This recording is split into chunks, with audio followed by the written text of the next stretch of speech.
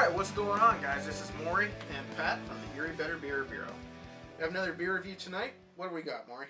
We got the Great Lakes Oktoberfest. It's 6.5% alcohol. One of the better Oktoberfest out there, at least in my opinion. And obviously haven't had it since last year. They just released this one.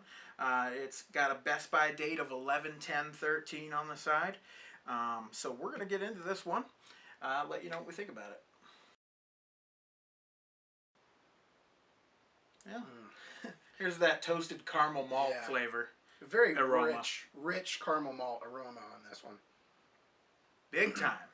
I mean, maybe a hint of like almost like overripe fruit. Mm-hmm.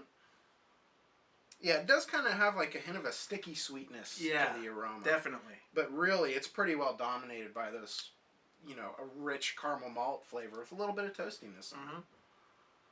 I almost smell a hint of like just a hint of a hop bitterness right on the back there. But yeah, like you said, pretty much dominated by the toasted and caramel malts. Cheers.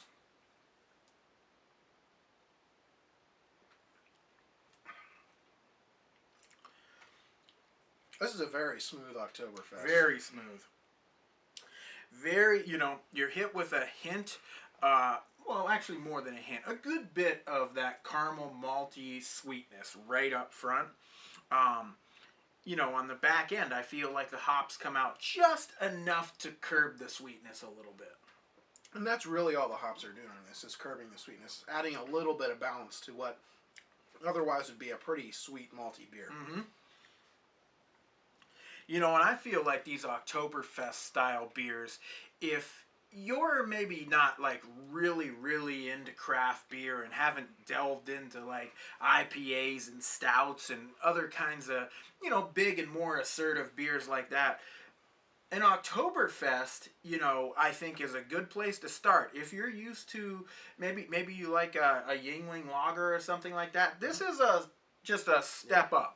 It'd be a great introduction to craft beers. I think so. You get a full body, full flavored beer that doesn't have a lot of the more, aggressive flavors that the craft beers are known for. Mm-hmm. And the more and more I sip on this, the more of that just a hint of bitterness on the back end. Really, it's just the right amount. You get that nice caramel malt, toasty sweetness up front, for a little bit grainy, and then that really helps balance it out on the back end. Yeah, the mouthfeel on this is really pleasant. There's a decent amount of carbonation on it, but it's kind of thick, hearty, almost, kind of silky on the taste. It's surprisingly creamy.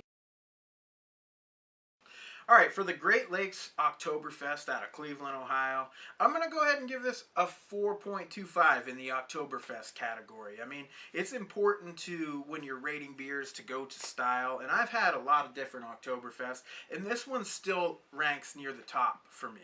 So I'm going to go 4.25 on this one. Really nice caramel malt flavors, just the right enough bitterness on the back end. I get a hint of like a fruity character, like mid-palate. I'm going 4.25. Yeah, and I'll give this beer a solid 4 out of 5. Well above average. A great Oktoberfest. The mouthfeel is really nice on this beer. If you want a nice creamy Oktoberfest that's a pleasure to drink, you should hit this one up. I would appreciate maybe just a hair more boldness and a hair more hop balance out of it. But other than that, it's a very enjoyable drink. Yeah, and in closing, again, I think we should mention that this beer is available locally. It's virtually everywhere around Erie right now, guys. So if you're looking for, a good fall beer at the right price too, it's about $9.99 a 6-pack.